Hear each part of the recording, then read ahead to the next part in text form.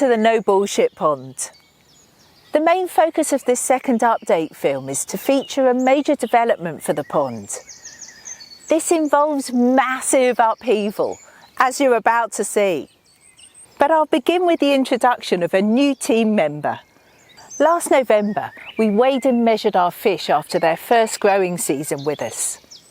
If you've seen that first update film, you'll already know we've got some real beauties, especially our mirror carp, which, being individually identifiable, have each been given a name as well as a reference number.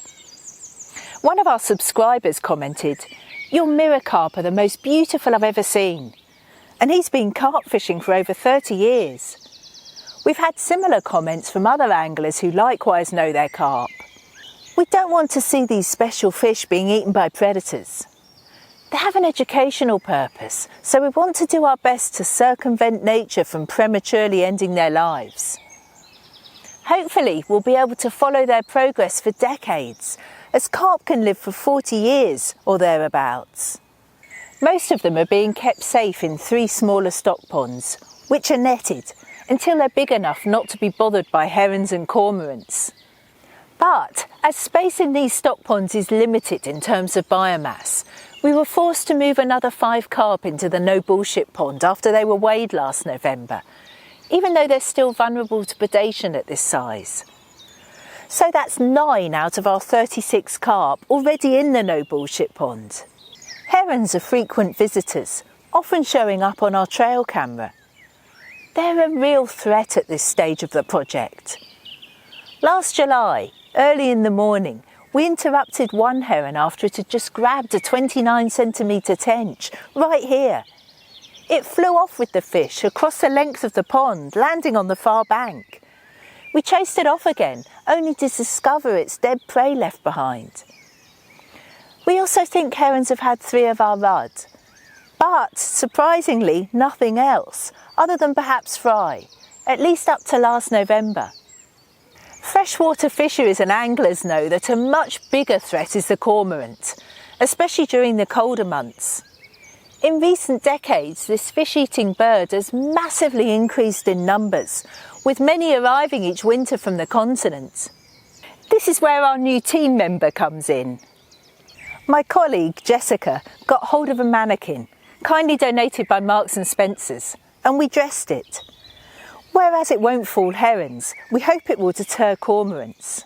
Jessica suggested we call her Iona, as in I own a nice pair.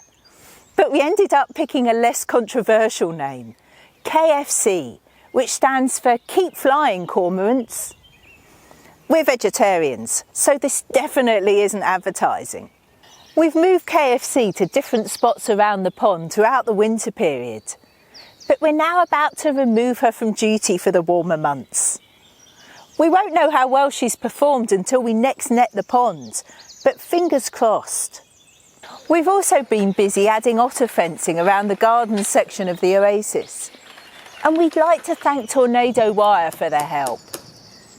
We already had this part protected from rabbits, so why not look after our special fish as well? Otter numbers drastically declined in the 1950s, 60s and 70s as a result of dangerous agricultural chemicals which have since been banned.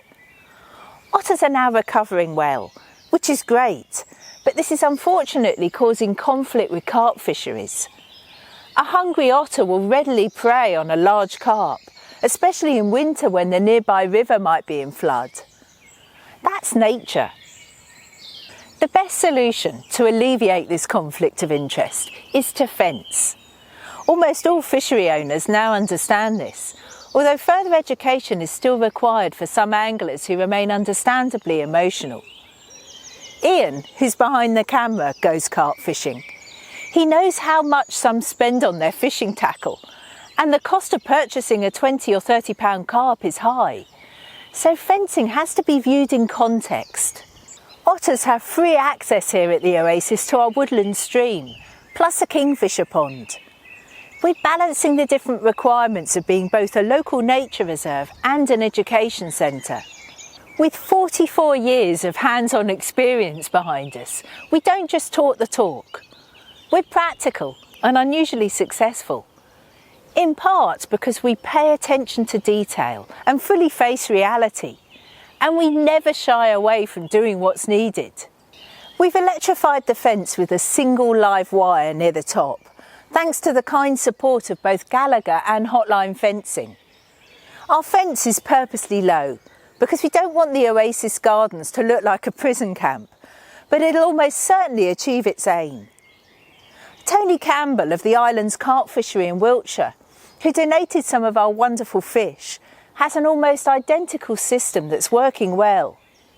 If you don't already know, we have a long history of deliberately working on a non-paid basis, disliking how most charities pay themselves a small fortune that should be better spent, whilst often failing to achieve much. We're proud to be different. We had a large amount of frog and toad spawn in early spring. The tadpoles are growing well. Our marginal plants are looking great, adding splashes of vibrant colour. This is a huge advantage of using garden varieties of aquatic plants, instead of restricting yourself to native ones, which are often weedy and less spectacular. And there are no downsides for wildlife. Low levels of dissolved oxygen can be disastrous for fish. We removed our aerator before seine netting last November, but it went back into the pond again in early spring. We also now have oxygen bubbling away in the kingfisher pond. SDS Limited kindly helped us with 150 metres of airline to enable this, and the 3 stock ponds are likewise well aerated. Here at the No Bullshit Pond, Evolution Aqua generously donated the sinking airline that goes under the water. And I'd like to thank Bibus once again for their earlier generosity in giving us 2 air pumps for this project. We massively appreciate everyone's support. We made these benches from our own wood for the lunchtime seating area, and we already had a couple of wisteria to train up the pergola to add further shade. We've redesigned and planted an even bigger hosta bed just above the pond, incorporating the statues and rock from the old Japanese garden. So everything's nicely coming together, just as we're about to begin a period of major disruption. It's now July, and in the 3rd week of August we're going to net all of the fish and remove them, then completely drain the pond. We'll also be digging up the thousands of aquatic marginals and bog garden strip plants, including these gunneras, which are getting pretty big, and temporarily taking out over 100 tonnes of soil. Plus we'll be removing the water lilies, which is the easy bit. This is because we're going to be lining the pond. The clay walls are holding water, but during hot, dry periods, big cracks start to appear. That's the nature of our particular soil. It happens everywhere on the Oasis, and we lack having a stream or natural spring this high up on our land to top up the water. When we constructed the pond, several companies generously donated these large water storage tanks. But our 85,000 litre capacity is nevertheless limited. By lining the pond, we'll then only lose water through evaporation and transpiration via the plants. This new and improved system will allow us to maintain the integrity of our extensive shallow margin areas throughout the spring and summer when they're most needed, which is crucially important for tadpoles and other aquatic invertebrates, plus fish fry. Another huge benefit will be much better water clarity. Tiny suspended clay soil particles in the water at the moment make it murky. Initially, we added a flocculant, which worked really well until a couple of heavy downpours churned everything up again. In years to come, when our carp are bigger, they won't be able to undercut the banks because there'll be a liner in the way. Another advantage. It's now approaching the end of September. Our plans to start work in the 3rd week of August didn't happen because the 2 companies kindly supporting us with the liner wanted us to benefit from a new and improved product, which has just been launched internationally. So we can now begin 2 to 3 months of hard work. Several visitors to the Oasis this spring and summer could not believe that we're prepared to rip everything out with all the considerable effort required, seeing that it already looks so beautiful. We humbly disagree.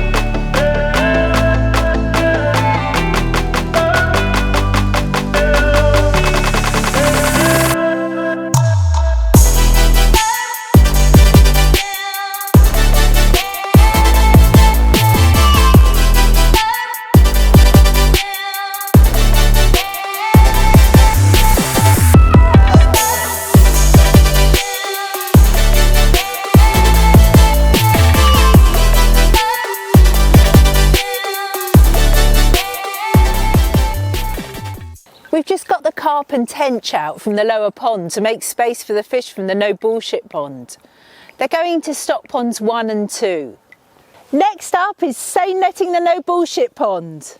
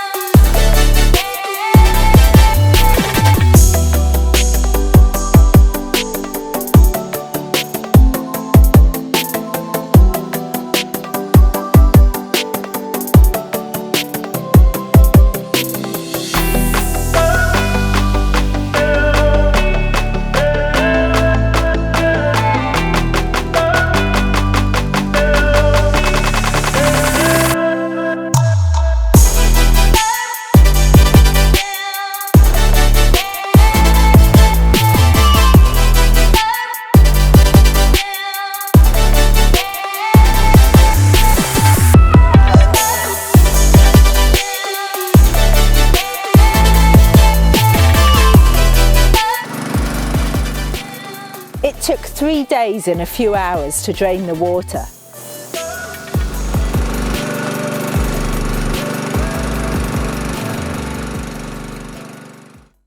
Digging up all of the marginal plants was tough, and it went on for many days.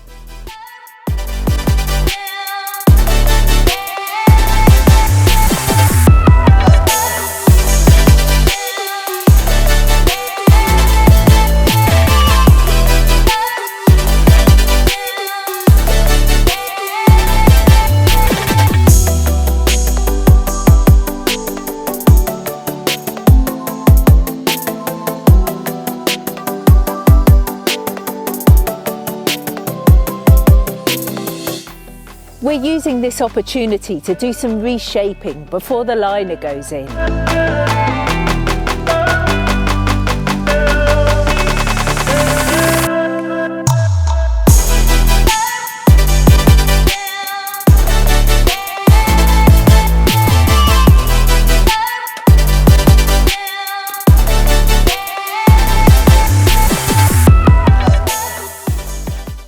Sunbelt Rentals have kindly helped us with this burrowing mould machine and compressor.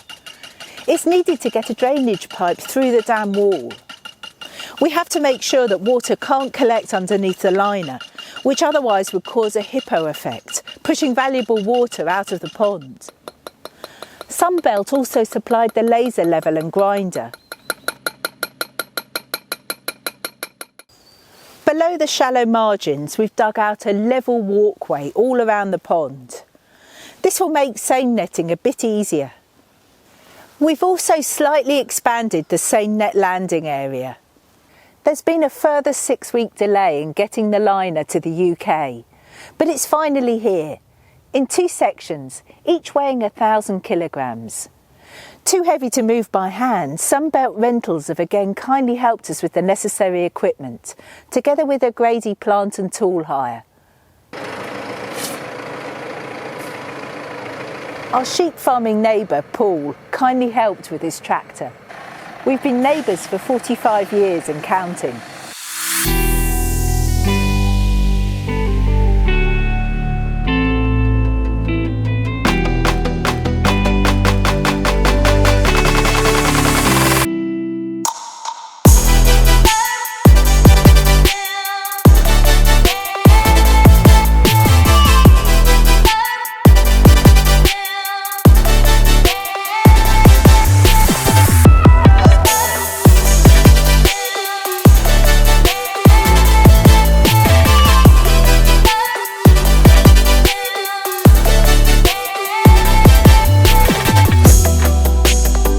We've had a number of minor landslides because of prolonged heavy rain, which we're now sorting as there's a window of 48 hours of dry weather.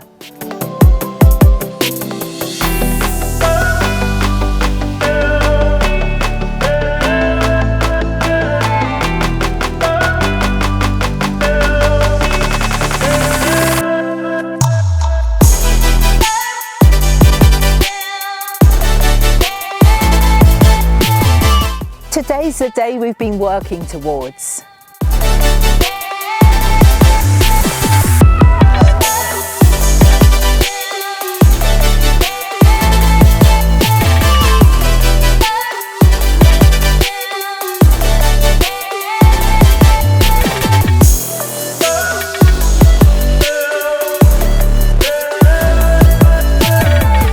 We're extremely grateful to John Earl of Stevens Industries and also to Elevate for working in partnership with us on this project.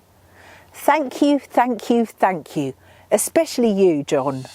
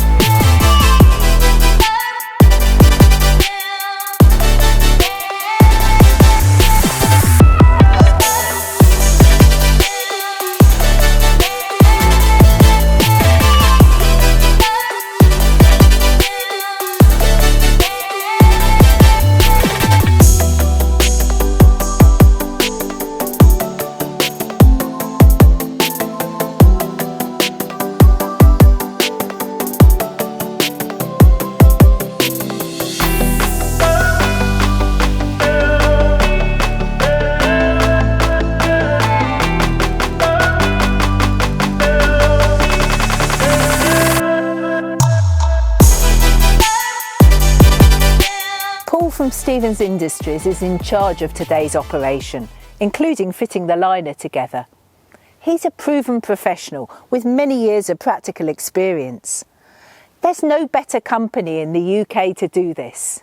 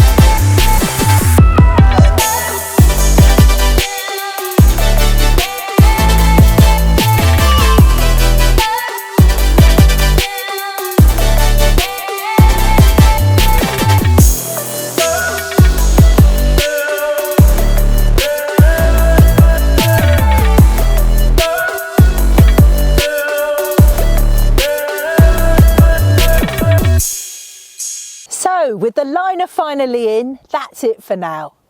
You'll get to see what happened next and the no bullshit pond in all of its spring and summer glory in a future update. Next up is the annual weigh-in of our beautiful mirror carp, common carp and other fish. I'll see you again soon.